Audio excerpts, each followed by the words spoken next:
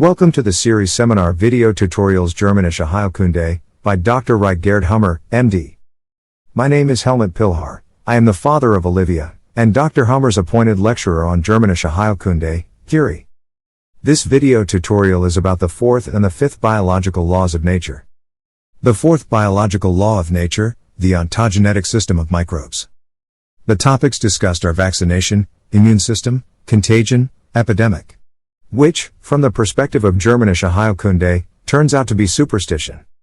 The fifth biological law of nature, the law of understanding any so-called disease, as a part of a developmentally understandable and sensible biological special programs of nature. The quintessence. It heralds a paradigm shift in medicine. Where do we have to start therapeutically? With the symptom? Or with the cause? In nature, good versus evil does not exist. This division is religiously motivated. Nature always does something meaningful. The objective is to understand symptoms such as pulmonary tuberculosis, night sweats, body odor, sagging breasts, hypothyroidism, drying up of salivary fluid, cellulitis, scar keloid, lymphoma, and so on. We can lose the microbe phobia and the fear of cancer. Not by faith, but by knowledge. You will learn more about this in the approximately 1.5 hour seminar video. Ladies and gentlemen, a good day to you. I welcome you to our seminar video tutorial on the Germanische Heilkunde by Dr. Gerd Hummer, MD. The topic today, the fourth and the fifth biological laws of nature. This fourth law is the law of microbes. There are three major groups of microbes.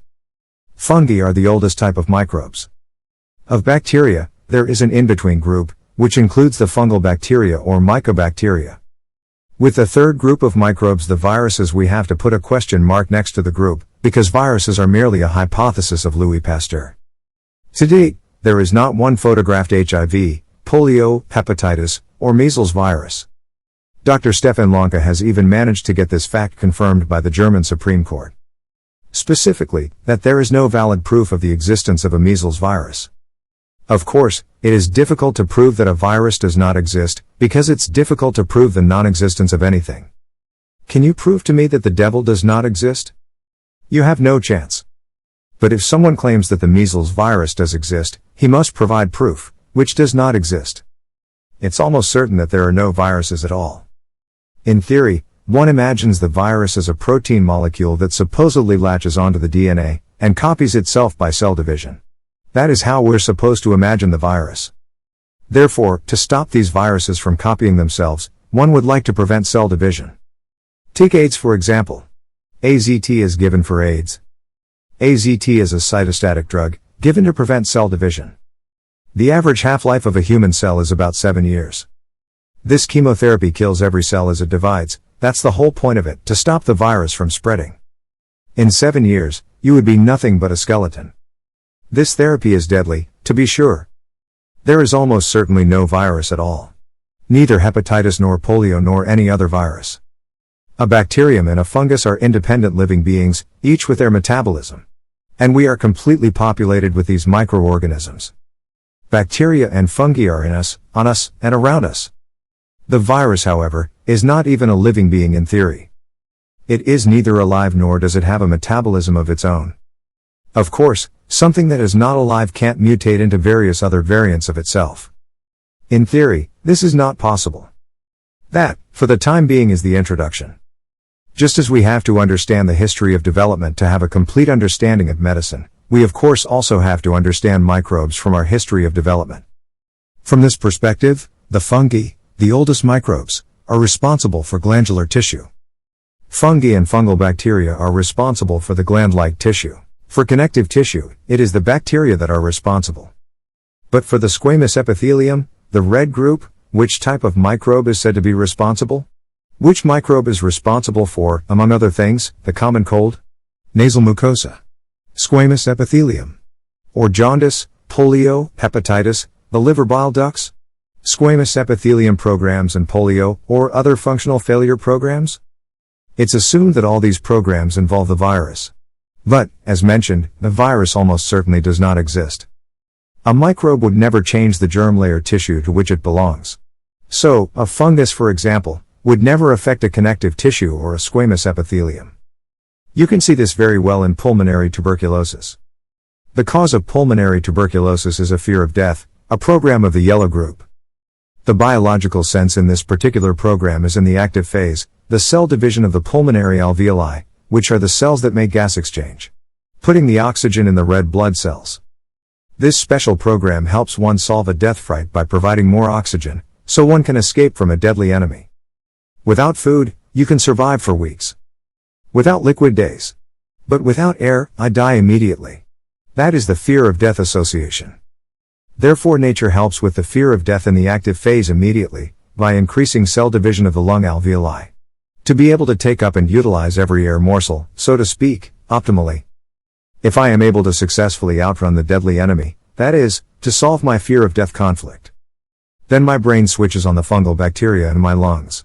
And as with all programs of the yellow group, the now no longer needed pulmonary nodule or growth is decomposed tuberculously, necrotizing, decaying. And like any patient in the healing phase with tuberculosis, I often cough out real tumor chunks, and I cough up blood. What one coughs up can only come out through the bronchial mucosa? There is no other exit than out of the mouth. But the bronchial mucosa are in the red group.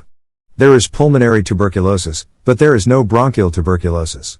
Even though the microbes must slide en masse over the bronchial mucosa, there is no bronchial tuberculosis infection. And in no instance do the fungal bacteria attack the squamous epithelium. They stick strictly to their tissue boundaries. So, they can't be that nasty and highly contagious germ that we fear. On the contrary, we need them as our surgeons of nature.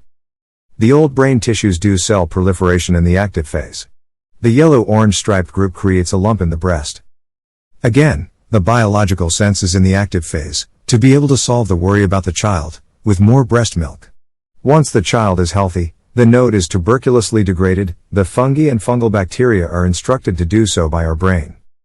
The tumor is gone at the end of the healing process, and you are healthy again. Even according to conventional medicine. You have your normal day-night rhythm again, and you are healthy again. I need the fungi and the fungal bacteria as a surgeon, to clear away the tissue that is no longer needed. Let's say the microbes were not available to us in the healing phase, for example because of overhygiene. The pulmonary nodule will remain. Then no one can do the work for us, and consequently nothing can be cleared. Thus, the tumor remains, but it's an inactive tumor. Dr. Hackethel spoke of pet cancer and predator cancer. Predatory cancer is the evil one. It has a cell division, and it metastasizes. The pet cancer, that's the benign one, it doesn't budge. It stays as it is. So, at what stage would he call the pulmonary nodule a pet cancer? When the tumor doesn't get cleared by microbes. But the patient's quality of breath is much worse than if the pulmonary nodule had been cleared by microbes. A healing phase without microbes is never good. So it is with all the tissues of the yellow group, such as prostate cancer. In the active phase, a prostate program makes cell division, which is also the biological sense. It's to impress the female by being able to produce more ejaculate. Look how good I am, come back to me. Then in the healing phase, it is degraded tuberculously. If this man doesn't have the necessary microbes, the tumor will remain. And under certain circumstances, his problems with urination will also remain. Now, in the orange group, that is the connective tissue. Holes or necroses develop during the conflict active phase. This also happens in bone, musculature, tendon, and cartilage tissue. Then, during the conflict resolved healing phase, the bacteria help fill these holes again.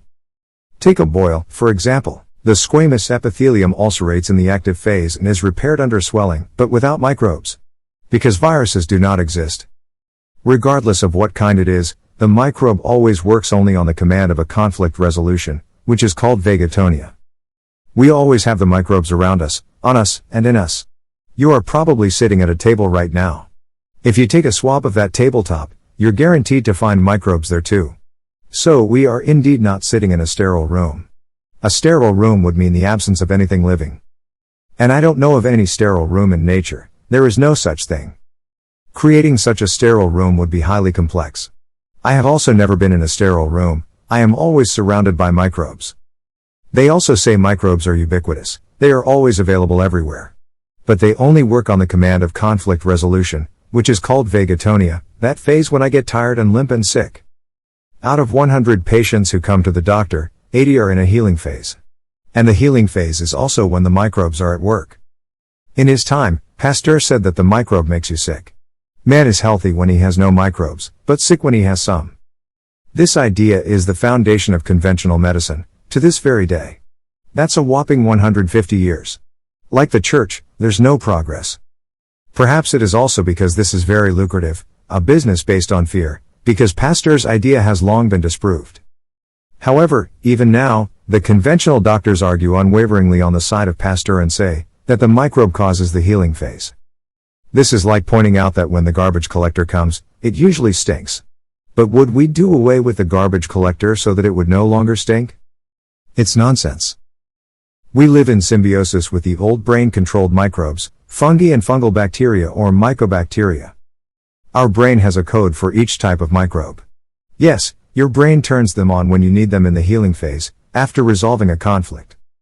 And at the end of the healing, when you don't need them anymore, they're turned off again. The task of the fungi and fungal bacteria is to clear away tissues. And they can only clear away. Whereas the bacteria, they can do both. They can break down and build up tissues. In a splintered fracture, for example, there are bone splinters embedded in the tissue. On the one hand, the bacteria help to recalcify the injured bone tissue. But at the same time, they also clear away these bone splinters in the tissue. So bacteria can do both. Only viruses cannot do anything. Because they do not exist. As I mentioned before, the squamous epithelium tissue repaired under swelling, and without microbes. The old brain-controlled fungi and fungal bacteria, I need them already during the conflict, in the conflict active phase. These, under command from the brain, multiply in synchrony with the tumor itself. The prostate carcinoma gets bigger and bigger. Or the breast cancer, controlled by the cerebellum, the node becomes bigger and bigger. And synchronously, the fungal bacteria multiply at exactly the same rate. However, these microbes are not yet active, they do not work, and they do not yet have a metabolism. This is the phenomenon observed with dark field microscopy, in which you can tell, from the microbes in the blood, that there is cancer somewhere in the body. What's happening is, that nature already has conflict resolution in mind. In the yellow group, colorectal cancer, lung cancer, or in the yellow-orange striped group, breast cancer, skin cancer, and melanoma, nature is counting on us to resolve that conflict. For this reason, I don't have forever to resolve it. Here, the clock is ticking. I have to solve the conflict.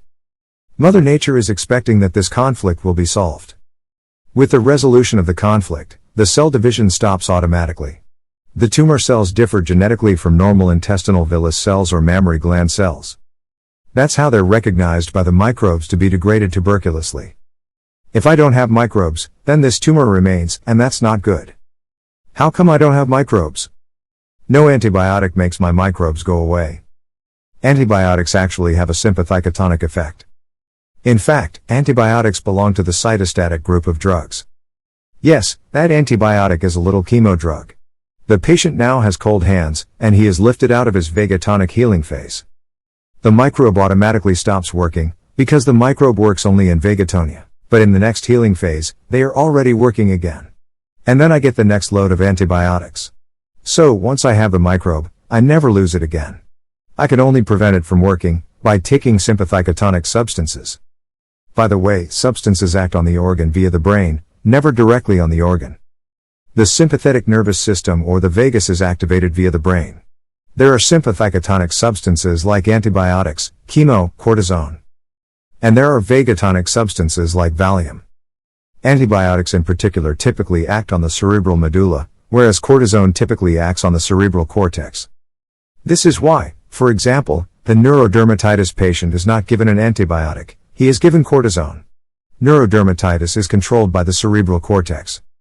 But for an abscess, you get antibiotics. Only vitamins, enzymes, and hormones act directly on the organ. But all other substances, including coffee, affect the organ via the brain. This is even the case for vaccination. Why does one vaccinate? To create and train antibodies, so to speak.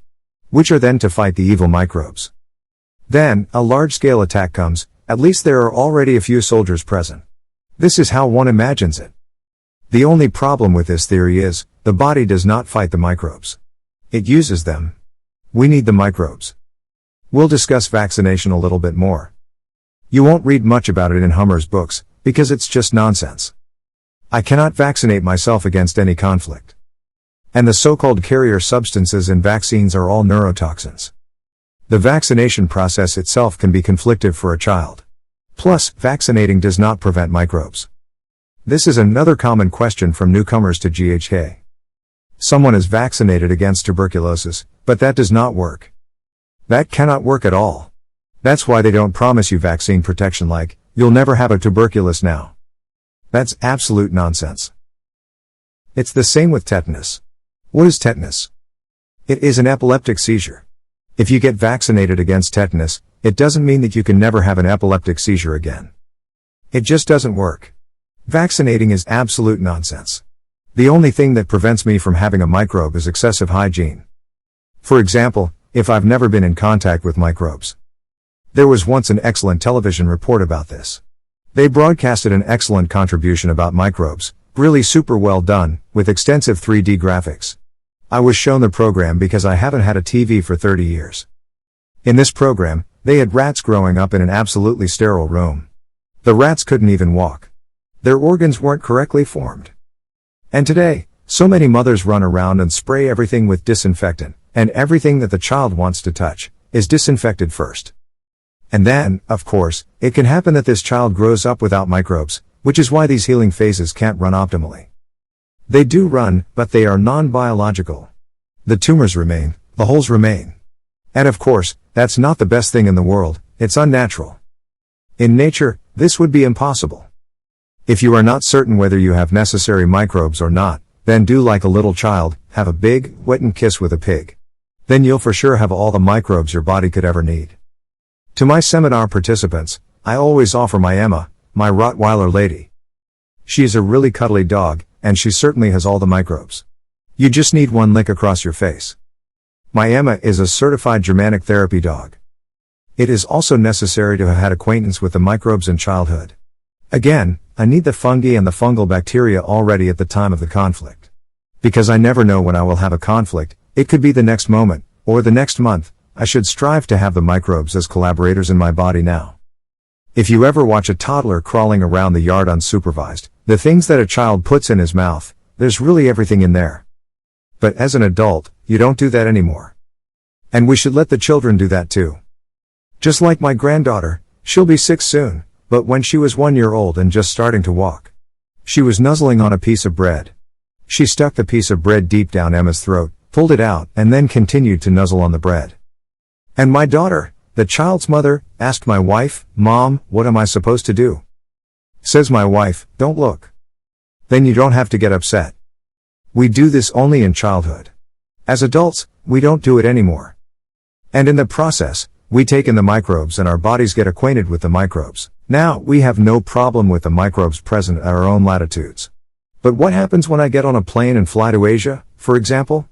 There are, of course, wholly different microbes. I go on vacation and think to myself, what do I care about my problems at home now? I unwind and get into healing. Only now, my body doesn't know how to deal with these microbes, so it can already come to an overreaction. By the way, the first healing is always more violent than the following ones. It's as if the body first has to adjust. And nature doesn't have a program for airplanes either, that lets us reach a destination thousands of miles away in a few hours. In nature I would have to walk there, and there I would be on the road for several months. If I have the flu in Greece, in Turkey, and then again somewhere else, my body will adjust, provided that I walk there. But nowadays, I easily get into an entirely different microbial environment. But of course, this only matters when I am in a healing phase. When I'm healthy, the microbes don't touch me at all. They don't even touch me when I am conflict active. The microbes do not work in the active phase, in sympathetic atonia, never. No microbe. There is also a famous example of Pasteur who, out of love sickness, wanted to kill himself, and so he swallowed a glass of microbe solution. Everyone thought, whoa. But nothing happened. He was in sympathetic atonia, he was heartbroken, so nothing could happen. Another way to get your microbes, just drink a glass of fresh, raw milk. By the way, it's also because of pasteurization that we don't have microbes anymore. The younger generations don't have those microbes anymore, because everything has been made sterile. So cow's milk, goat's milk, not boiled, not sterilized, that will give you the microbes. Or a mother can inoculate her child with microbes through breast milk. There are no microbes in baby formulas and foods either, even if they're organic. Such foods are not necessarily what the child needs, either. I need the bacteria in the healing phase to fill up the holes and necroses in the connective tissue. Here's a way to remember this. Fungi are found in damp and cold environments, but you can only grow bacteria in an incubator, which imitates Vegetonia. A famous example of how bacteria work with bones is at the dentist. So let's say my father beats up my mother, and I as a boy can't fight off my father. He's too powerful. Now, each of my teeth has a particular bite conflict. Being unable to fight off my father affects my teeth bones and my jaw bone. Tooth bone and jaw bone have the same conflict content, which is about inability to fight someone off. What do we do with the incisors? We snap, or we fend off. So, it's like a snarling dog. The canines, the fangs, are to make you stay here, to hold on. I need my molars to crush someone. There's a big difference between fighting someone off, holding them, and crushing them. So, if I can't fight off the father, it affects the front jawbone. Upper or lower, or both. I don't notice the jawbone osteolysis, it doesn't hurt. The teeth can become loose and fall out. So-called periodontal disease is conflict active, an active biting conflict. The bone becomes thinner and thinner. It then seems as if the necks of the teeth come out, so-called receding gums. But what's really happening is that the bone becomes thinner and thinner until the gums simply slip back. But then let's say I gather my courage and say, "Father, if you ever attack my mother again, I'll report you to the police." So now he keeps his hands off the mother and I get into the healing phase. I was able to fight him off and resolve the conflict, and my brain just turned on the bacteria, that will help me recalcify my jawbone under swelling.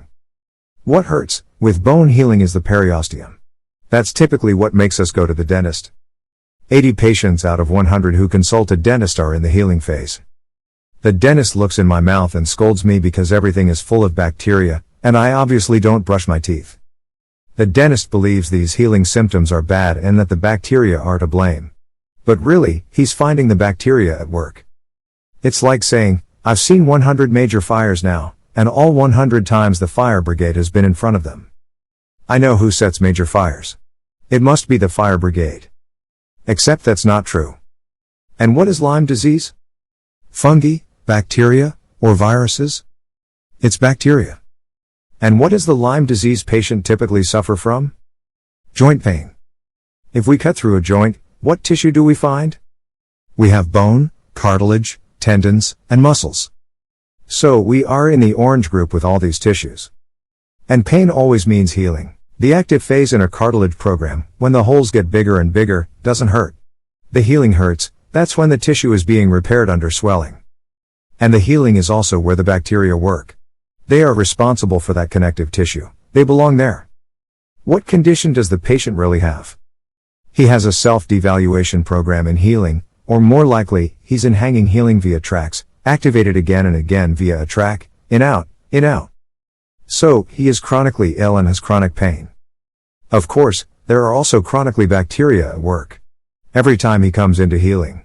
But the bacteria did not cause this, the cause was the self-devaluation conflict.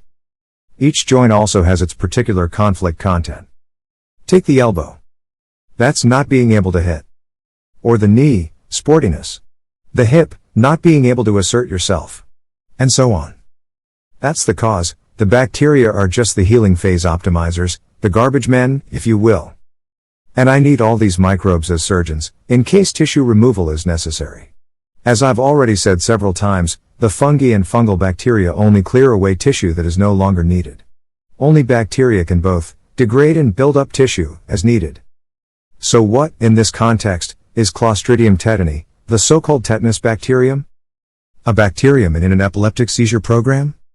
Now it gets a little bit complicated. We have a muscle cell. Muscle tissue is, of course, connective tissue. Think of a piece of steak. The cause of muscle atrophy, what we see in the tetanus or lockjaw program, is a motor conflict. Now we have, generally, two different brain relays for each of our muscle cells, and also for the myocardium. There's the brain relay in the cerebral medulla for the skeletal muscle, orange group. And there's the brain relay in the cerebral cortex in the motor system, red group. From the motor cortex comes the command to the muscle cell to contract or relax, in order to perform a movement. But if I suffer a motor conflict, then I have functional failure. This is the third group of special programs, which neither build up nor break down cells in the conflict active phase, but rather has a loss of function. In the case of an active motor conflict, we see flaccid paralysis of the muscle. Now my arm doesn't obey me. As a result of my muscle not doing what I want, I have another Hummer focus, this one in my cerebral medulla, which controls the connective tissue. The command that comes down to the muscle cell is necrosis, followed by cell buildup. In other words, I have a self-devaluation about the paralysis. The self-devaluation is because of the muscle atrophy. Muscle atrophy is always self-devaluation due to paralysis. Or, to put it another way, to resolve muscle atrophy, I have to resolve a motor conflict. If I can solve this motor conflict, then this Hummer focus in the motor cortex goes into solution, and the commands are coming through to the muscle cells again. Or, rather, half of them are. The muscle obeys again, and because my arm obeys again, I solve my self-devaluation conflict. However, this then switches the connective tissue over into the healing phase. And for this, my brain switches on the microbes. The crisis of the program in the motor cortex center follows, and since all crises are symptoms of the brain, it produces an epileptic seizure in the affected muscle tissue. A crisis of the cerebral medulla isn't noticeable. One is cold, that's all there is to it. It's the same with a crisis of a bone program, one only feels cold. And so it is also with a crisis of connective tissue and fat tissue. These are inconspicuous. One is cold. It's relatively unspectacular. But in the crisis of the motor cortex center, there I have the epileptic seizure. Every crisis is always a healing phase symptom that happens about halfway through the healing phase. In and of itself, the crisis is a reason for joy because it shows me that I can resolve a conflict. Now, if a dog bites into my calf and I can't get the mud away, that's a conflict. The two brain relays for muscle always run synchronously. At that moment I have paralysis and, at the same time, muscle atrophy. If I manage to get the mud off my calf, I solve the conflict and I get my epileptic seizure. If I look closely at the organ level, I'll see my bacteria at work. But these bacteria did not cause the healing phase that is going on now. The cause was the motor conflict with the mud. There was once a funny crime movie series in Austria, Koten Investigates. The police chief, who was a bit of an idiot, slammed his hand down on the table. Only he slammed it down on one of those receipt spikes and jammed it through the palm of his hand. That's the motor conflict, I can't get my hand away. As soon as I do get my hand away, that's the solution to the motor conflict, and then I convulse. But that has nothing to do with bacteria as a trigger, not at all. That the motor conflict. As I have already said several times, I cannot protect myself against conflicts, so how can a vaccination protect me against that? True tetanus vaccination would mean that I cannot be bitten by a dog again. But I can't vaccinate myself against dogs, that's not possible. I need all these microbes as surgeons, in case tissue removal is necessary. Again, the fungi and fungal bacteria only clear away tissue that is no longer needed. Only the bacteria can both degrade and build up tissue as needed. We always have tuberculous healing in the healing phase in glandular and gland-like tissue. That is in the old brain programs, provided we have the microbes. A typical symptom of such tuberculous healing is the night sweat, the sweaty nightgown symptom. If you have experienced this yourself, it's a double reason for joy. On the one hand it means you have the microbes, and once you've got the microbes, you'll always have the microbes, because you can't get rid of them, fortunately. Secondly, it means you've experienced the process of healing from a little prostate cancer carcinoma or breast cancer carcinoma. When you're having night sweats, you're on your way to spontaneous recovery. That's what the symptom of night sweats is telling you. Now think about it. How many times have you had night sweats? I know night sweats, and let me put it this way, I also know what soil tastes like, what sand tastes like, what rottenwood tastes like. I grew up in the countryside, which is fortunate because I really had a beautiful childhood. But the younger generations today don't even know this thing, because they grew up with excessive over-hygiene. They were never allowed to romp around in the mud, and they weren't even allowed to put a horse apple in their mouths. Kids don't know things like that anymore, and that's not so good. We, of course, have our sweaty nightgown in the deepest vagatonia. And when do we have the deepest vagatonia in a healing phase? Always towards the morning. By the way, this is a simplified graph. We have to imagine the day-night rhythm on top of this as well. During the day, I am less deeply in vagatonia than I am at night. And when do I reach the deepest point of vagatonia? At 4 a.m. When I am in such a vagatonic healing phase for several days, I have the deepest point of my healing phase at around 4 a.m. The temperature is often only minimally elevated. Maybe only by half a degree. So, I don't have a fever when I have night sweats, but everything is really wet, and that's always a cause for rejoicing. When my daughter Olivia had her liver cancer back then, Mommy stayed with her and cooked for her. During that time, we had to change her pajamas twice a night. They were soaking wet. A 5-year-old child, soaking wet. That is an unmistakable sign of such a healing phase, a reason for joy. But with conventional medicine, you run to the conventional doctor and tell him, "Doctor, I have night sweats. Make that go away." Then you are under suspicion of cancer. That is similar to suspicion of terrorism, so you are already sucked into the machine. They are not stupid, the conventional doctors. They know how to catch their fish. Now, with any tuberculosis, the body loses protein. For example, with the intestine in the healing phase, excuse the choice of words, but then you literally shit protein.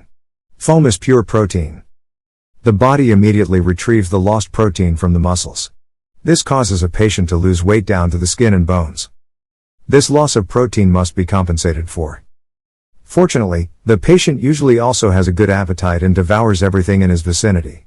And that's a good thing, because the healing phase will wear him out if he doesn't do that.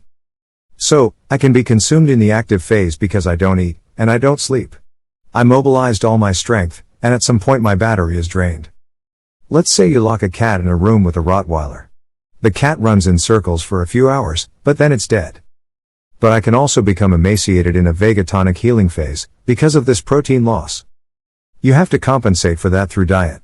I may have to really supplement protein specifically. Astronaut food or some such thing. This can be seen clearly in the many cases of pulmonary tuberculosis around 1900. At that time, pulmonary tuberculosis was also known as consumption. One literally melted away. At that time it was also called poor people disease, because rich people with tuberculosis were brought out into the open air, fed a protein-rich diet, and they all survived. Poor people had to fight for their daily bread, with no energy to spare. Poor people who could only afford meat or plenty of eggs maybe once a month died of pulmonary tuberculosis, like flies. And then there is this form of therapy of trying to starve cancer. That is evil personified, superstition on steroids. One imagines cancer as an alien being in one's own body, that wants to eat me alive. If I don't eat, then this alien being must starve. Such is this concept. Attention, this is suicide. The idea of starving cancer, that's nonsense on steroids. It is your own body that is doing this special program, nobody else. Every mother is happy when her sick child eats. No mother would refuse her sick child food when the child is hungry. We adults, we really can be so stupid. And I have seen so many who wanted to starve their cancer in real life, and that was it. But that's their fault. Even some who have been to one of my lectures. So with some people, it goes in one ear and out the other, they don't retain anything. I haven't found a pattern yet. Due to the loss of protein in a tuberculous healing phase, one also has a ravenous appetite, and one eats endlessly. For example, Dr. Hummer always had boxer dogs. One day, someone poisoned the alpha dog. The alpha had constantly reprimanded his son by nipping him on the neck. When the alpha was dead, the son came into the healing from this, apparently, with a tuberculosis on his neck. He basically had the bubonic plague. Melanomas that burst open and created serious holes. It stank nauseatingly, and this dog just lay flat, exhausted. That is also typical for tuberculous healing, you really feel like you are 80. You drag yourself to bed on all fours, and you're just sleeping all the time. You are miserable and tired. This dog would only either lie down, or move to feed. He ate double portions, then immediately slept again. Eating double and sleeping again, that's part of it, that's normal, and that's good. Better 2 steaks than only half. And every tuberculosis stinks. The air that a pulmonary tuberculosis patient exhales stinks of rotten flesh, as if he were decomposing. By the way, if you are lucky enough to sit across from a person with pulmonary tuberculosis, ask him to cough on you and breathe deeply, so that you will have the microbes if you ever need them. This goes against every hygiene rule, I know. The microbe doesn't do anything, but I need it. The problem is not so much the symptom, but the original conflict that initiates the program. Of course, in a tuberculous healing phase we also have to behave wisely. For example, if I get a lung round tumor, It will be cleared with tuberculous mycobacteria in the healing phase. Every tuberculous healing on the organ starts in the middle of the tumor. Breast cancer, too, is always cleared from its center in a necrotizing and secreting way. The wall of the tumor towards the outside becomes thinner and thinner. If I am in such tuberculous healing with a pulmonary nodule and think to myself, today it's such nice weather. I'll get the bicycle out of the cellar, and I have to make an effort, the tissue can tear and my lung can collapse. Every freshly diagnosed patient who has no idea about therapy or Germanische Heilkunde should at least be made to understand not to do such stupidity. And of course, he must not fast, that is dangerous. Just stay in bed and take care of yourself. Unfortunately, you can't teach people that in a hurry. And certainly not when thousands of miles are between us and the telephone is constantly ringing. We need sanatoriums where every cleaner knows what's going on and where the patient isn't panicked, where they take care of him so that he doesn't do anything stupid. He is fed protein-rich food, and can take it easy until the pulmonary focus is finally cleared away. But we do not have all that. We are not allowed all that. Also remember that in this program, there's a piece of tissue missing. With anything that is glandular or gland-like tissue, a certain amount of the original tissue is missing after a healing phase. If I get into a hanging healing with a program like this, the original tissue melts away. In the prostate, this can also lead to the drying up of the seminal fluid, leaving the patient with no more ejaculate. Or in the breast, it can lead to sagging breasts. In the lungs, it can lead to sarcoidosis of the lungs. In the thyroid, hypothyroidism. It is and remains an emergency program, which, of course, also costs us something. But usually our organs are oversized, so now we don't have 100% lung capacity, we have 98% lung capacity, but at the end of the healing process, a piece is missing, and the cavity is then scarred with connective tissue and reinforced with calcium. Calcification, by the way, is also always a residual condition of tuberculous healing. Calcified foci in the lungs then remain for life, but they are harmless. That is the end of a healing that is done and completed. But in the X-ray, you can perfectly see these foci of calcium. In the breast, the calcium is considered evil. That's nonsense. It marks the end of a healing, or it can also be a hanging healing. Under certain circumstances, it can be the entire prostate become calcified. Or the calcium focus in the liver. In Olivia's case, you can still see Lyme foci in her liver, because she had liver cancer as a young child. By the way, this is a sublingual salivary gland stone. This case is a great example. The sublingual salivary gland on the right means there's been a conflict of, I can't get hold of a morsel. In the active phase, we see cell growth. This makes more mucus available to be able to swallow the morsel after all. Once this is done and the conflict is solved, the cell division stops, and I enter the healing phase. Now the previously formed tissue is tuberculously degraded and in the end, some Lyme, calcification, remains. But if a real stone forms here, it means this program has been activated repeatedly via tracks, a hanging healing. This creates more and more Lyme, calcification, and Lyme with each run of the program. In this example, the tumor under the tongue was as big as a walnut. When they encounter such a patient in conventional medicine, they cut away all the healthy tissue. I have experienced several times an affected person who was missing a large piece of tissue, and then the remaining tissue was irradiated and completely destroyed. Such patients do not survive this kind of therapy for long. In this example, it was a woman who had this conflict, and this is actually unbelievable. The morsel was garden paver stones, which her husband did not want to lay for her. That was her conflict. Because of something so banal, the system destroys people. But then she got her way and her husband laid the paver stones for her. This was the immediate solution, and she came into healing. In the healing process, the tumor that had previously built up was tuberculously degraded under swelling. Since this was all taking place in the yellow tissue group, endoderm, it was tense, and of course it hurt a lot. It got to the point that she wanted to lance herself. She opened her mouth and suddenly it went clonk. And a 2-centimeter stone fell into the sink. To this day, this woman has retained nothing of that tumor or the calcification, nothing at all, as if she never had it. And that is real healing. To destroy patients over of something like this, to irradiate them with some 100 million expensive radiation cannons, that's all hocus pocus. They earn a Golden Nose Award for this, while the patient remains in the dark. And all of this is scientifically recognized. Disgusting. After healing, nothing remains but a cavern, that is a scarred cavity. In the lung the cavern remains open, Because we inflate the lung with air when we breathe. In the breast the cavern encapsulates. As discussed before, on a mammogram you can't often see the cavern. Instead, you see the calcium residue in the cavern, because the cavern is connective tissue that's been strengthened with calcium. You can see the calcium in the X-ray, and, of course, it is considered to be evil. What a load of rubbish. Here's another example from Hummer's boxer dogs. Once, brother and sister mated, incest. But of course, no alpha wolf would tolerate that. In this pack the alpha was the mother of the two that created offspring. This grandmother dog wanted to bite the pups to death, and a fight developed between daughter and mother dog. Both suffered a conflict. The grandmother dog lost, because she was too old and she died of emaciation, conflict active. The daughter dog, mother of the pups, suffered carcinoma of the teats. When the grandmother dog was dead, that was the solution for the daughter dog, and her tumor was tuberculously removed. After that, when the boxer puppies suckled, they had such thick teats to deal with. One teat hung a few centimeters lower than the others, on a triangle of skin. You could really feel the cavern. If you moved the skin back and forth, you could feel the cavern very clearly. This is a real healing, without side effects. Also, don't forget that in conventional medicine, the few who survive it are sterile afterward. They can't have children anymore. The patient, however, who spontaneously becomes healthy, why should she not have children anymore? Of course, this woman still can have children because that is a real healing.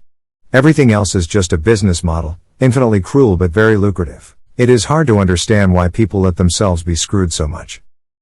This can also happen when we get into hanging healing with a program in the glandular tissue. As I said, at the end of the healing, a piece of the original tissue is missing. If I run through such a program only once, I'll still have 98% or 95% of my original tissue. I can live perfectly well with that. But if I go through this program hundreds or thousands of times, then the original tissue melts away, leading to hypothyroidism, cystic fibrosis, sagging breasts, shrunken kidneys, or drying up of prostatic fluid. Hypothyroidism is an example of this. The thyroid gland belongs to the yellow group. For the lobe of the thyroid on the right side, the conflict is, I am too slow to catch the morsel. For the left thyroid lobe, I was too slow to get rid of the morsel. In the active phase of either of these conflicts, the thyroid increases its tissue, cell plus, and releases more hormones, which is also the biological sense of this program. As a result of the hyperthyroidism that I'm now in, I get faster in real terms. A patient with hyperthyroidism manages to work through 3 weeks without sleeping, which is the biological sense of the program. The conflict was, I was too slow, therefore, I am getting faster. The special programs are precisely targeted. They always help me solve the cause. Hypothyroidism is a hanging healing of this program. It melts away the original tissue. Thus, hypothyroidism has the same cause as hyperthyroidism, only hypothyroidism is the hanging healing of it. Attention, once the tissue is gone, it remains gone. No new tissue will grow there. The problem here is, that we not avoid the track. Every animal avoids the track. An animal notices the recurrence of the stress. Meanwhile, we humans are stressed from early morning until late in the evening, running like hamsters on a hamster wheel. We do not avoid the track. Once the tissue has melted away, you need to substitute hormones to be able to function at all. As Dr. Hummer put it, you swallow your substitute hormones. Otherwise, you won't make it. You won't get on your feet, and you will be utterly listless with thyroid underfunction. This is also an example in which Dr. Hummer recommends medication. Hypothyroidism was exemplified in real time at a Hummer seminar in Spain. A 57-year-old woman had hypothyroidism. She had hardly any thyroid tissue left, and her conflict was, when she was 16. On top of that, she was a nympho. There is the nymphomaniac, and there is also the nymphodepressive. We discussed that in great detail in the constellations and psychoses training. This woman, when she was 16, went on vacation with her aunt at the seaside.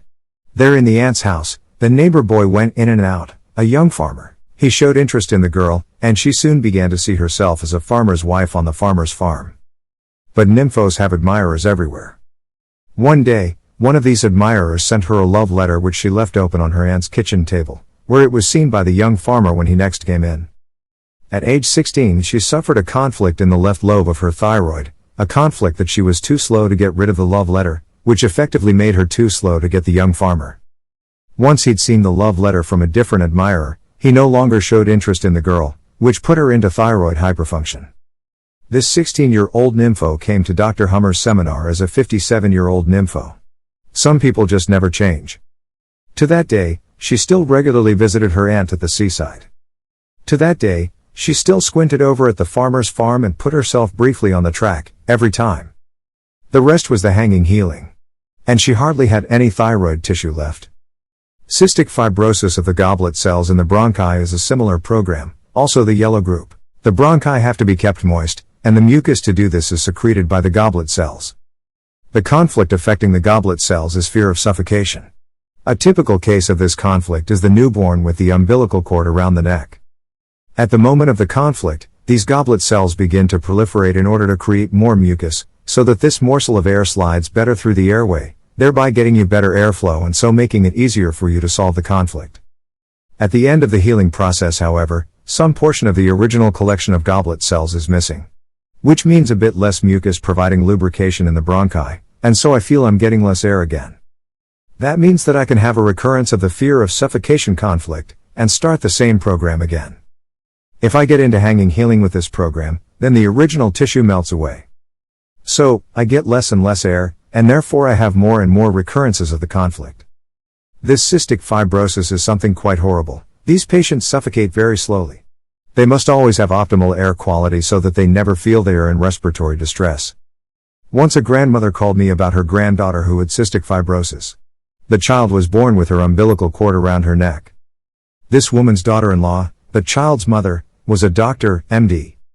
She would put a blanket over the child's nose, to prevent her from catching a cold. That is precisely the wrong thing to do. This child must always be able to breathe freely. Sagging breasts are always a worry conflict. When the parents quarrel, a daughter sits in the middle, worrying about mom, worrying about dad. Please reconcile. They do reconcile, but the next month the shreds fly again. And the daughter is again on the track and has a recurrence again with the glands of both breasts. Then the parents reconcile again. In out, in out. And suddenly the daughter has no more glandular tissue in her breasts. They hang down like lymph sacs. The tissue doesn't regrow, either. The same thing can happen with the prostate. At what age should men typically start prostate screening? That sounds so nice and confidence-inspiring, doesn't it? The screening. But you're trapped there. If they find anything, then you're in the mill from 50 onward. Meanwhile, at about 50 the woman comes into her hormonal change, becomes masculine as a result and her libido drops. The man has desire, she waves it off. And of course, that's the typical prostate conflict. Then she gives him a one-off rendezvous, which is the solution for him. But then they sleep in separate beds again. In out, in out. It's not long before he has no prostate tissue left. The prostate is entirely calcified, and then he's all dried up. When he walks, the calcium rattles. The poor man has no more prostatic fluid, his ejaculate is pure sperm droplets, because ejaculate is 2% is semen and 98% prostate secretion. This man, after hanging healing with the prostate program, ejaculates only droplets of semen. Dr. Hummer said, this is typical for the Casanova who holds back because he is married. There are always pretty women dancing under his nose, but he holds it back. Then he can get into hanging healing and have problems with his prostate. The organ calcifies, and he has no more ejaculate. Another example is the shrinking kidney. That is the existence conflict in hanging healing. The kidney collecting tubules melt away. It's exactly the other way around with the connective tissue. Connective tissue is thicker at the end of the healing than before, which is also the biological sense with all tissues of the deluxe group. If I have an active self-devaluation conflict that I cannot solve, then my tendon necrotizes and shifts, or I break my bone, and then I am prey.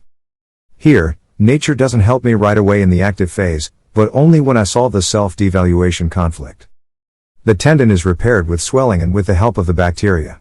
So is the bone. At the end of the healing, the swelling goes down. However, the tendon remains thicker and denser than it was before. So does the bone. Just like after a bone fracture, the bone remains denser and thicker for a lifetime. This is precisely the biological sense of this program, which appears only at the end of healing, but immediately and for the rest of your life. But it is not useful to let yourself get on the track. Because then you get into hanging healing, and then the tissue gets thicker, thicker, and thicker. We see this, for example, as a ganglion cyst on the wrist. The wrist has the conflict content of not being able to handle a situation. Not being able to handle the partner's cheating or not being able to handle the son's drug addiction. This then becomes the ganglion, which becomes thicker and thicker. We can also see a tendon ossify, a heel spur for example, or a calcified shoulder. The calcified shoulder means I would like to hug my son, but I can't because I have real anger towards him. Or I feel like a bad father because I can't give him my love. I can't hug him, and the tendon that makes that movement is affected. Should I get into a hanging healing with that conflict, the tendon literally calcifies. Even cellulite is an example of hanging healing in the luxury group of tissues. The mildest self-devaluation conflicts go to the fatty tissue. If a man tells a woman, "You have an ass like your mother," and the woman suffers a self-devaluation conflict with this, then her fatty tissue necrotizes, thus solving the self-devaluation conflict because now her ass is thinner. However, in healing, the fatty tissue is repaired under swelling, and at the end of healing, it remains thicker than it was before, which again is the biological sense. In nature, fat is considered pretty and healthy. Skinny is considered sick and ugly in nature. A buck jumps on the big, fat doe. He leaves the skinny, rickety one alone. In nature, becoming lean is not an art. To be fat is the art that all in nature respect. So now, after she's solved the self-devaluation, she is fatter than before. She sees herself in the mirror and hears her husband's comment in the back of her mind. Now she is effectively allergic to the reflection of her figure, the conflict recurs, and now her fat tissue is necrotizing again. Later, she is out in the garden with her flowers, and she forgets about her figure. This gets her even fatter. And the more out of shape she feels, the more often she has her self-devaluations and the more out of shape she gets. Why? Because we think wrong. Wrong ideas have been implanted in our heads. Induced lunacy. We run on remote control in whatever direction someone would like to take us. The ideal figure is the Barbie doll, and of course there are the starvation diets, and then we create fashion based on all this and who knows what else. The result is that people are eternally unhappy and try to make themselves happy again through various promises of consumer goods. It's the same in religion. It's undesirable that you would actually understand your religion, because then the priest would be superfluous. We have religion so that, for example, we can be like Jesus, free from sin. Only that's impossible. And that is exactly as intended. You should always have a bad conscience, because then of course you can be steered, controlled and manipulated, and the religion's leaders can earn money on you. This is all possible because they implant nothing but nonsense into our heads. It's precisely the same with a keloid scar. Let's say you've had thyroid surgery. Now you have a scar that you have to look at in the mirror, and the scar naturally bothers you. That annoyance is a mild self-devaluation conflict, and now the scar necrotizes and becomes thinner and thinner. That resolves the conflict for you, and you come into the healing phase. And at the end of the healing the keloid is thicker than before. So now you get into hanging healing, and now the scar tissue becomes thicker, thicker, and thicker. According to the fifth biological law of nature, there can be no contagion, because the microbe does nothing by itself. Despite constantly having them around me, on me and in me, microbes activate and obey only on command. That command is called conflict resolution. So only in the vagatonic healing phase do the microbes work, otherwise they do not. If this is true, then there can be no contagion. But more than one of us may very well have the same problem at the same time. Then we also have the same special programs running at the same time. And we can also solve the problem at the same time, and then we'll have the same healing phase symptoms. That is entirely possible. You can see this very well in tuberculosis cases. The curves from Germany and Austria are congruent. Germany has 10 times more people than Austria, but the curve is exactly the same. Around 1900, there were thousands of cases of tuberculosis. Today, this number is down to a few hundred. Especially around the time of the war, tuberculosis appears to spread epidemically. But what is tuberculosis? Tuberculosis is from the yellow group, the morsel conflicts. Around 1900, there was bitter need. The suburbs of Vienna were slums. Back then you had to fight for your daily bread. Today there is prosperity. We have breakfast, lunch and dinner. That's not even a topic of discussion today. That's taken for granted. Today, we don't have the conflicts of our grandparents or great-grandparents. And always at wartime, the need was even greater. Then, after every war, the pulmonary tuberculosis cases increased in number. Of course, during the war, many people simultaneously had death frights. When peace was then declared, or when men came safely home from the front on leave, then many would simultaneously solve their death fright. So many people had pulmonary tuberculosis at the same time. But this had nothing to do with contagion. By the way, Switzerland does not have these spikes upwards in the tuberculosis case numbers. Switzerland was never at war. In Switzerland the curve went down smoothly. When conventional medicine wants to pat itself on the back, it always brings up penicillin, which was around from 1948. So, they always just point to the curve here, how it continuously drops after the war. But the curve from before the war, they don't show you that. The decline in tuberculosis cases has nothing to do with penicillin. The common denominator here is prosperity. The poverty and the prosperity. These death fright conflicts used to be more frequent than they are today. As discussed before, always look for the common denominator. There are people who always get sick when they first begin a vacation. You can tick off what they have. Their company is a track to their conflict, and when they go on vacation, they get off the track and consequently get sick. All it takes is that vacation time or holiday season begins, and a lot of people come off the track at the same time. This is then sold to us as the summer flu. Also, we have regional or global events that affect many people equally. Let's say we get 10 inches of snow. It stinks to me, I have to drive several hundred miles. It stinks to you too, you think about shoveling snow. But my son is looking forward to skiing, he doesn't mind. Now I'm the first to get my job done. I come inside, sit down and solve my stink conflict. And I start to sneeze. You come in 15 minutes later from shoveling snow. You also solve your conflict, and 15 minutes after me, you sneeze too. So you claim that I have infected you. But my son doesn't sneeze at all, so we simply say that he has a better immune system. The other day, a kindergarten was closed because of chickenpox. Chickenpox is the healing of a separation conflict. Siegfried Moore is a Hummer therapist from Cologne. He took up the case and found that out of 4 groups, only 1 group was affected. Furthermore, although several children in that one group were affected, not all were. From the other 3 groups, not a single child was affected. It turned out that the kindergarten end of the affected group had been gone for a week, and a replacement teacher stepped in. That was the separation conflict for the children. When the usual kindergarten teacher returned, that was the solution for all those children who had each had a conflict about missing her. They then got chickenpox. Diarrhea with vomiting is the healing phase of the small intestine program, the upper and lower small intestine. The conflict is indigestible anger, with a starvation aspect. They took the butter off my bread. That annoys me. I have less than I am supposed to have. And when I solve this conflict, I have diarrhea and vomiting. From Austria I organized a seminar room for my seminar in Germany. That seminar room cost money. Less than an hour before I had to leave to travel to Germany for the seminar, they called to let me know it worked out with the seminar, only now, without warning, the price was increased, by a considerable amount. I hate when people do that after agreeing to terms, whether the contract they've committed to was verbal or written. For me it's the word, the handshake and the agreement is made. I had to go, so I turned this matter over to my wife to take care of. She was on the phone all the way to the tax office. Then they acknowledged it was their misunderstanding. The landlady for the seminar room had quoted me the net amount, but mistakenly charged me the gross amount. I could get the difference back from the tax office. But I thought she was trying to deceive me. I was already in Munich by the time my wife informed me of the mistake. The next morning I woke up and noticed a rumbling in my stomach, a feeling of nausea. I wondered if I would be able to make it to the bathroom in time. My next thought after waking up and experiencing these symptoms was, Helmut, what did you eat in Munich yesterday? I still remember to this day, it was turkey strip salad. Just thinking about it that next morning made me sick to my stomach. My third thought, still half asleep, was, Helmut, there was a new waiter in Munich, maybe he poisoned you. But once I was really awake, I thought consciously about it.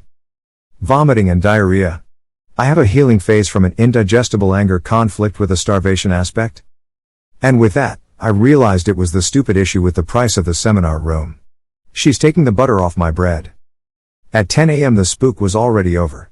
There were only very few hours of conflict load to be removed. I always talked to my wife on the phone at 10 a.m., shortly before the seminar was to begin. That morning my wife told me, miserable.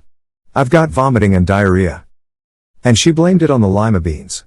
There had to have been a bad bean, because nobody else in the family had vomiting and diarrhea, so it must have been a single bad lima bean.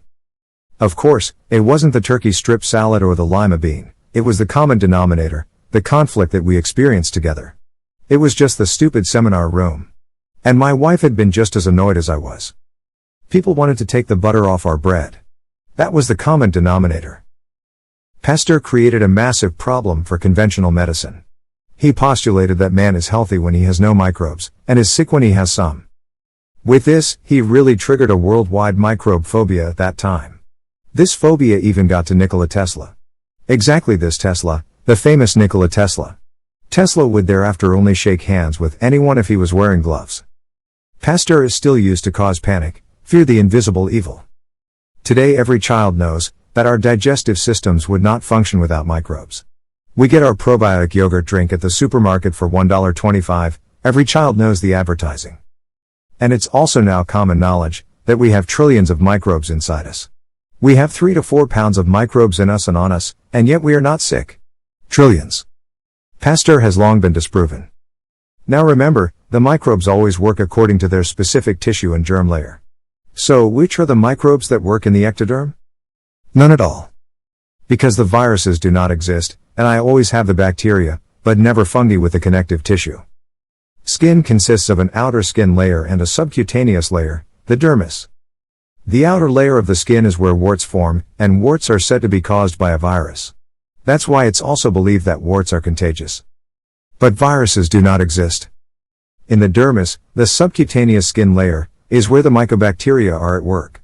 In the healing process, this tissue is broken down tuberculously, and it stinks. If you have a skin symptom and don't know whether it's the outer skin or the dermis, smell it. If it stinks, it's subcutaneous. Athlete's foot, for example, or a melanoma that's clearing. Okay, we'd come to the topic of Pasteur and thus the immune system. Conventional medicine claims that the immune system can deal with 1,000 cancer cells a day. It can recognize these and eliminate them. But at 1,001 cancer cells, we need chemotherapy. But now, with Dr. Hummer's work we see, wait a minute. None of this can get past the brain. You can't grow cancer without a brain, except for connective tissue, which you can keep dividing in a nutrient solution. That's how you grow tumors as big as rooms. But you can't breed colon cancer, you can't breed lung cancer, you can't breed breast cancer, you can't breed bone cancer. You can't breed anything if the nerve connections to the brain are cut. In a laboratory animal, a conflict is always set. Such animal experiments are cruel torture, but without the brain, there is no cancer. And even these connective tissue cultures, these tumors grown in nutrient solution, what are they really doing? They're keeping a healing phase going. In the active phase of a conflict, the connective tissue is necrotizing. At the end of the healing it's thicker than before. This type of tissue, according to Dr. Hummer, has an embryonic type growth spurt, and with added nutrients you can make it divide more and more. But otherwise, you can't grow cancer without a brain. The microbe is also switched on and off via your brain. Pasteur confessed on his deathbed, the microbe is nothing, the milieu is everything. You create the milieu yourself, by resolving the conflict. If you solve a conflict right now, for example, an hour later you'll have boiling hot hands. So you change the environment, the milieu, yourself. You always have the microbe on you, in you and around you. But it will work only on our command. This is what Pasteur corrected on his deathbed. But by the time he was on his deathbed, the microbe phobia was already kicking in. Pasteur instructed that his last descendant was to publish his journals. His last descendant did so about 25 years ago. He handed over Pasteur's journal to an American university, that then took 20 years to find out that Pasteur had committed scientific fraud. Pasteur had a guilty conscience. After all, he became world famous with his frauds. He tricked out his results, bent them the way he needed them. But the system jumped on this bandwagon and is still on this track today. Pasteur has long been disproved. We read about it 5 years ago in the Süddeutsche Zeitung, South Germany newspaper. In a way, conventional medicine is zombified, reanimated. Without reanimation, Pasteur's debunked germ theory would have been yesterday's news a long time ago. As for this famous immune system, you know from anatomy lessons what the lungs look like, what the intestines look like, what the heart looks like, or the brain. What does your immune system look like? Let me introduce it to you. This is what your immune system looks like. This is from an alternative practitioner's handbook, Infection and Defense. The guys look a little grim, but they're supposed to be the good guys. But if these fierce guys ever turn on you, then you have an autoimmune disease. Then you have the enemy inside you. An autoimmune disease is something like hypothyroidism. That's an autoimmune disease. Or diabetes, or MS. Those are autoimmune diseases according to conventional medicine. With Hummer's work we now see that if we resolve the conflicts in diabetes or MS, then the symptom disappears. Now, how does that relate to an immune system? Or an autoimmune disease? Think for a moment how many so-called immune boosters you can buy on the free market. This is a pious self-deception. You can eat royal jelly by the pound, but if you have your conflict, no royal jelly will protect you. I don't want to deny a healthy diet. But can eating cereals protect you from conflict? It's the same with vaccination, trying to stimulate something that does not exist. That's also bullshit. It's kind of like holy water that's supposed to protect you from the devil. Do you know why an elephant has red eyes? So he can better hide in the cherry tree. Yes, you laugh. But have you ever seen an elephant in a cherry tree? No? That's because he has red eyes. Of course, this is all nonsense, and especially so with vaccination. A mother hands her child over to the doctor. She practically abandons the child. The doctor ties the child down and pecks him. At this moment, the child suffers a motor conflict of not being able to fight off the doctor, with the track white coat. The child suffers paralysis. At home, the child resolves the motor conflict and has a seizure. The parents respond, "Oh my God. We'd better go back to the white coat." And so, it becomes perfectly chronic. The vaccination process itself can be conflictive, with or without serum in the needle. But then there are these highly toxic carrier substances, formaldehyde, mercury, aluminum. These are all neurotoxins. Vaccinating is not an issue at all in Germanische Heilkunde. I cannot vaccinate myself against conflicts. So why does someone really vaccinate? To strengthen their immune system. An immune system that doesn't even exist, but is supposed to be fighting the very microbes that are actually our symbionts. The whole concept is so endlessly nonsensical. Think for a moment about measles. With the whole measles story, how many parents have had their children taken away because they didn't want to vaccinate against measles? This is a compulsory vaccination in Germany and Italy, I think in France still, and I don't know where else. There, the police take the children away to vaccinate against something that has never been seen, the existence for which there is no proof. All pure fantasy, superstition, and tyranny. That's how you can sum it up. What were our children actually vaccinated against? What has the whole thing achieved, except negative consequences, lucrative business at the expense of our children? You must see through this yourself. This is not a misunderstanding on their part. No. There is a common thread, and you have to see through it. Their protection is in the fact that you can't think at that evil level the way they do. If you tell a lie is big enough, no one can believe it's a lie. That's what the deep state can best hide behind, like September 11th. Have you ever experienced this? A mosquito sits on you and before it can suck, you go splat and you have a bloody spot. Since it didn't have a chance to take the blood from you. Who did this blood come from? Shouldn't mosquitoes be able to transmit blood-borne viruses, for example HIV? From whom did that blood come? Do you know? Fortunately, it's all just nonsense. But they should transmit HIV. No, it's all just pure nonsense. Dr. Hummer said that these insects, fleas, mosquitoes, lice, ticks, have the task of spreading the microbe. A mosquito can tell that you are missing a microbe, or that you have a particularly tasty microbe. This is why some people are predestined for mosquito bites. If someone is bitten, it is always him, but no one else. Her partner is never stung, but she always is. Or if a child has lice, why always only this child? If a dog has ticks, why not the other dogs around him? Dr. Hummer said that the reason lies with the microbes. They are missing some, or they have some special microbes. I once observed this myself. Mother and daughter, two Polish women, both light blonde, flew to see Hummer in Spain. The two of them live in Spain even today, but at that time they had not 5 square centimeters of exposed skin that was without a mosquito bite. However, after 14 days the scare was over. They'd obviously been missing some microbes. As a result, they were mercilessly bitten by mosquitoes, and they suffered like dogs. But 14 days later, the scare was suddenly over. This is perhaps the perfect place to fit in the topic of the parasite. Parasites only come when the body calls them. If you eat meat, you also ingest countless worm eggs through the meat. But if the environment doesn't fit, they leave just as quickly. But if, for example, I am in hanging healing with an intestinal program, it makes cell growth in the conflict active phase, and in the healing, this extra tissue is tuberculously degraded again. I then have blood in the intestine, I have shreds of the intestinal mucosa, I have tumor chunks, I have dead tissue. For a worm-like creature, that of course is a land of milk and honey, and it thrives. Now I can go into worm with poison. I make myself sympathicotonic with poison, and thus the healing phase stops. But once the effect of the poison wears off, I come back into the healing, and already I have the parasite again. A better option is that I resolve my conflict. With that, I am healthy again and have my normal day-night rhythm back. Then the environment, the milieu, is no longer suitable for the parasite. It's the same with malaria, which also is a parasite. Attention, this is not a microbe, this is a parasite that stimulates blood production. If I'm in a vagatonic healing phase with a bone program, I also have leukemia, which is the milieu for malaria. Of course, people who live in malaria areas also have recurrent self-devaluation conflicts, but they know how to deal with the parasite. They are used to it from childhood. I myself have no problems with the microbes where I am.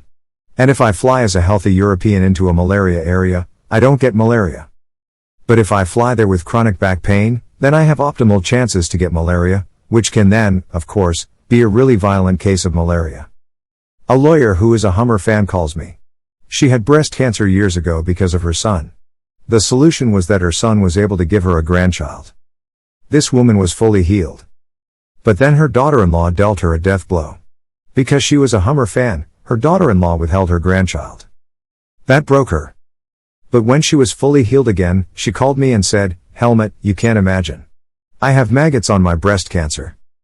They were there overnight, slurping and smacking, and within a day they were thick and fat and round as a ball. And then they just fell off. They were gone just as quickly as they came." However, she had not panicked at all. First she knew from Dr. Hummer that the parasites are the excavators, they come to clear away the gross garbage. Then the microbes come in and do the fine detail work. Even in the highly official conventional medical clinic in her city, they put maggot plasters on wounds that don't seem to want to heal. They're using this principle. They actually breed maggots for this very purpose. But they don't use housefly maggots. They use gold fly maggots. This sounds more valuable, but it's just the average turd fly. Before they are applied to the patient, the larvae are first coiffed, teeth brushed and butt wiped, in other words, they are disinfected. This prepared maggot plaster costs about €100, but when you're done, you throw it in the trash. But nature does all that on its own. The conventional doctor always tries to get a foot between the patient and his health. What else is he supposed to live on? Of course, because this is all pretty disgusting, it's easy to suffer consequential conflicts. Cancer sniffer, with 90% hit rate. That's a specially trained dog. He sniffs at all ends. In front and behind, and above and below. But what does he sniff? Tuberculosis in the healing phase is what the dog sniffs. Read and be amazed, bacteria eat tumors, tumors shrink within a short time. Or here, spontaneous healing of cancer by bacteria and fever. Hummer formulated the fourth law in the mid-80s. And they act like they are reinventing the wheel. The first two laws of nature are widely accepted. The third one, they are almost certain that it is also true too. At the University of Leipzig, a professor operates according to the germ layers, as formulated by Dr. Hummer, and he has fantastic success. He does not cut far into the healthy tissue, but operates along the tissue boundaries. And we've told you about the fourth law.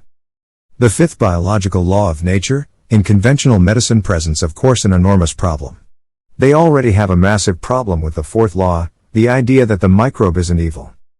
Conventional medicine has a real problem with that. But the fifth law says, that there is nothing good and nothing evil. You can't take that belief in good and evil away from them, that is their way of thinking. Dualism, yin-yang, above below, they can't help it. They can't see the all, the one, the whole. They always have to divide. Because by dividing, they can participate. Divide and rule, that is their way of thinking. They give probiotics after a course of antibiotics. This is supposed to rebuild the good bacteria. These are, among other things, drinks in which bacteria are bred. Let's put it this way, through treatment with antibiotics, you can ultimately poison your body. Then you have permanent diarrhea. So, I go to the conventional doctor, who poisons me. Then, to be on the safe side, I also go to an alternative practitioner, who rebuilds my immune system. But this immune system doesn't even exist. I get ripped off twice. Here's a fact, about 100 trillion bacteria live on your skin, in your mouth and in your stomach. And, yet, you are not sick. Mercury in the brain.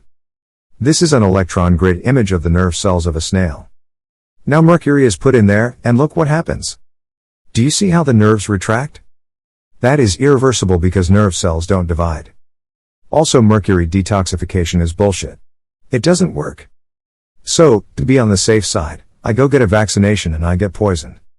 Thereafter, I go to the alternative practitioner and have the poison removed. What is an alternative practitioner charging me for, when the tissue is already destroyed? Finally, we reach the conclusion that the biological sense of the special programs themselves turn the whole of conventional medicine upside down. Until now, the whole world has always focused on the symptom. They have developed techniques and invested billions to get rid of the symptom. And then Hummer comes along, and is the first one to say, wait a minute, I need the symptom in order to solve the cause. I need the lump in the breast, in order to get the child well faster. Where do I have to start now? With the lump or with the child? With the child, of course. When the child is healthy, the weight falls off his mother's shoulders, and she spontaneously becomes healthy. This is the paradigm shift in therapy that we need. I don't need a radiation gun to burn away the tumor, I need the child to be healthy again. Then the mother will also be healthy, and then the lump will disappear all by itself. I don't need the radiation gun for that at all. And of course, I don't need the chemo battle gas either. Conventional medicine leaves out the psyche. It does not know the words individual or indivisible, and therefore wholly ignores the psyche. Excuse me for saying this, but it is incomplete. Unfortunately, many alternative therapy approaches do precisely the opposite and only look at the psyche. This is also just incomplete. We have 3 levels, the psyche, the brain, and the organ. Thus, we also have an overdetermined means of diagnosis, that is always synchronous. There is no organ disease without a correlation in the psyche, and also not vice versa. But this is no accident. This is precisely intentional. There is no misunderstanding by nature. The 5th biological law of nature tells us the biological sense of the respective special program, which we find in the active phase in special programs. The only exception is the deluxe group of programs. These are all those programs that have their control relay, and thus their Hummer focus, in the cerebral medulla of the cerebrum. In these programs the biological sense appears at the end of the healing. Let's take as an example colon cancer, yellow group. Here, the sense of the program is to solve the trouble, to digest the indigestible morsel. Or breast cancer, which has the sense of creating optimal conditions for the child to recover faster. Or loss of function, such as in diabetes, which has the sense of, to resist more successfully. Only with the connective tissue, is the biological sense at the end of the healing phase. The connective tissue is then thicker and has an improved function, afterward and for a lifetime. The biological sense of the old brain group is to increase the number of cells, which these tissues do in the active phase. The squamous epithelium also has its biological sense in the active phase, but achieves this functional enhancement through loss. For example, the bronchial mucosa widen through cell loss, to get more air into the lungs. The urinary tract dilates through cell loss, in order to better mark the territory with urine. In special programs that involve loss of function, the loss of function is the biological sense in the active phase. Otherwise, functional gain is always the biological sense. Only in the case of loss of function is the loss of function the biological sense, helping me solve my conflict and survive. The motor conflict is the play dead reflex. A rabbit, unable to escape, is suddenly paralyzed, and that is the biological sense of the motor program. If the rabbit appears dead to the predator may stall and abandon its prey, if it is not a scavenger, because prey that is already dead no longer needs to be killed. The 5th biological law of nature, which puts a biological sense in every special program, effectively is the therapy of nature. The 5 biological laws are in principle a formula to solve my problem, to solve my conflict, because the conflict or problem is the cause. Nature has already programmed the therapy into us. Isn't that wonderful? This understanding alone is super. I have the doctor in me. Meanwhile, even the healthiest diet does not solve a conflict for me. No remedy can solve a conflict for me.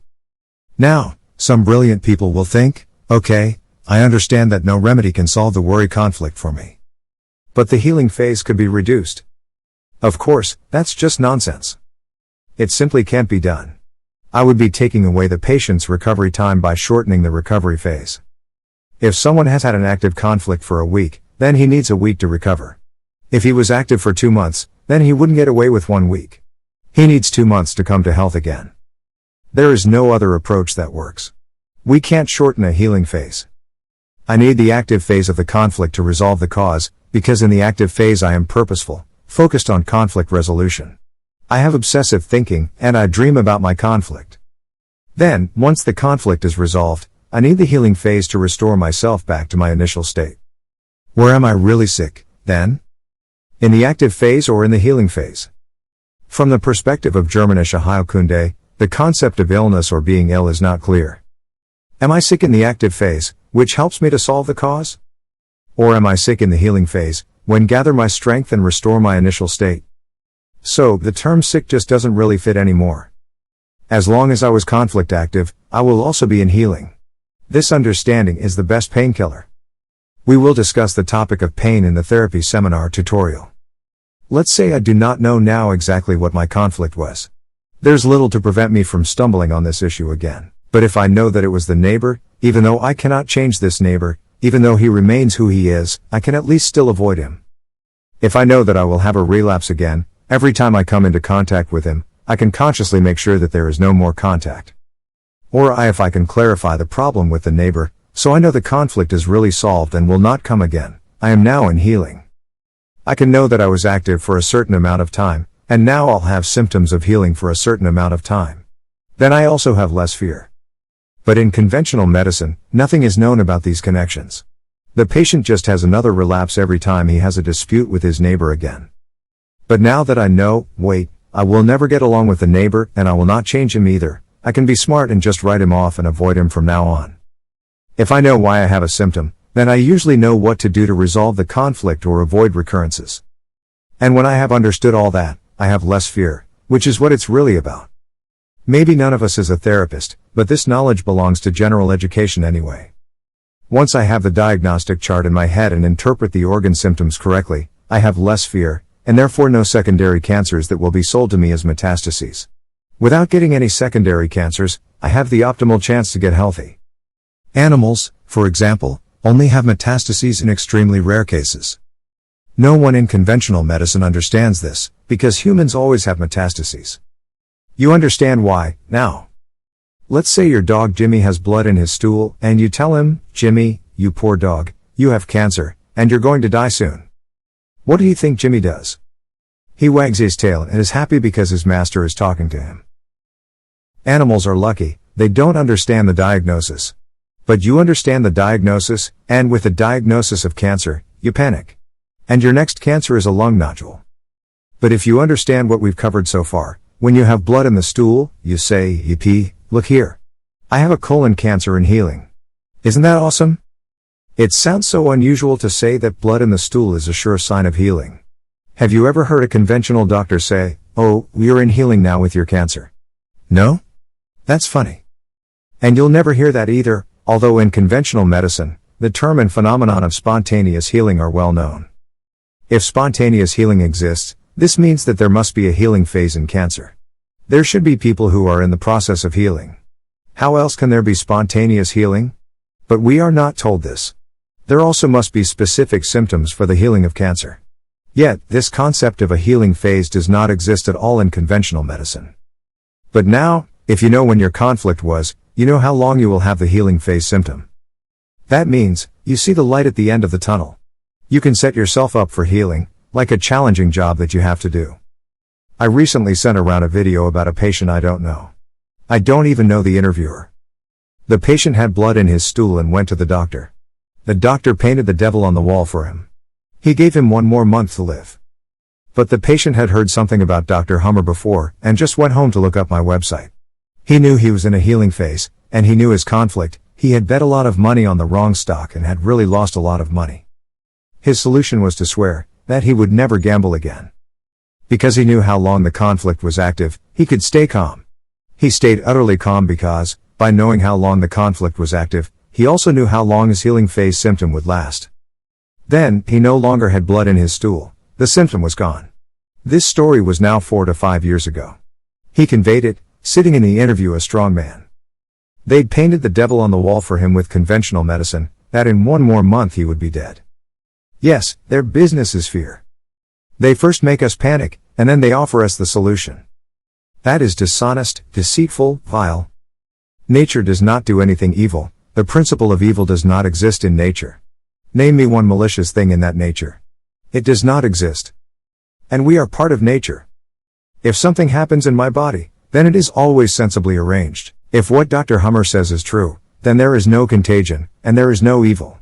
In the seminar tutorial on therapy, we will discuss this in more detail. There is no carcinogen. There is no substance that can trigger a sensible biological special program. There is no such thing.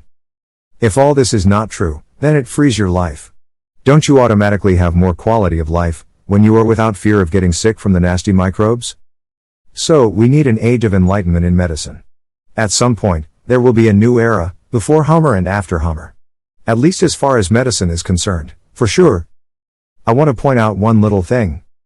These tomfools, Hummer called them tomfools, these secondary literati who copy from Hummer, write that these are all ancient, archaic programs, millions of years old, and therefore they no longer apply today. Why does someone have to die of a heart attack just because he suffered a territorial conflict at work, and solved it after he retired? That's not appropriate. That's what some people write. But think of the woman who is 9 months pregnant. This pregnancy also proceeds according to these ancient, archaic programs. In fact, birth is the crisis.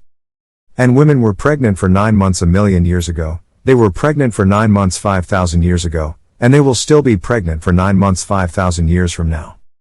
I suppose that should no longer apply today. Why shouldn't we reduce that to 3 weeks? The tomfools need to realize, this is all nonsense. This notion of processes going out of date does not correspond to nature. Nature will not orient itself after us, will not conform to our social norms or our working hours or our current religion. Nature is always the same for everyone, and nature is always right.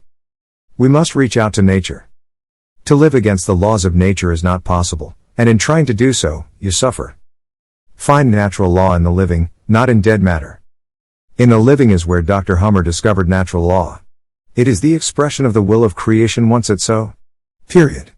We don't have a picture of the Creator, but we can clearly understand the will of creation by knowing the laws of nature. And the better we understand the will of creation, the better we can live. In nature, with nature, from nature. We cannot live outside of nature. And nature shows us, Germanische Heilkunde shows us, how we could live healthily. No mother would give her child away to the creche for external care, while she goes to work. There would also be no singularization either, living as isolated beings. Nor would we have the glorification of pedophilia and homosexuality and so on. Well, I have nothing against homosexuality, I have something against pedophilia, a lot. But I have nothing against homosexuality, it's normal in nature.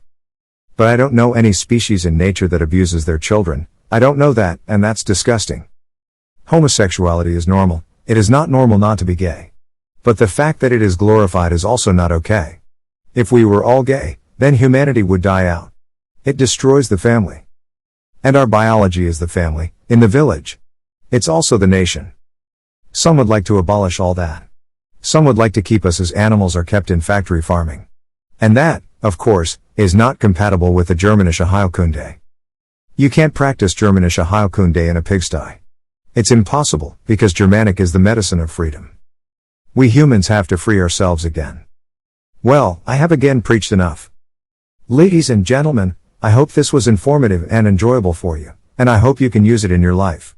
I appreciate your participation and interest and would, of course, be pleased to welcome you here again. Helmut Pilhar, father of Olivia.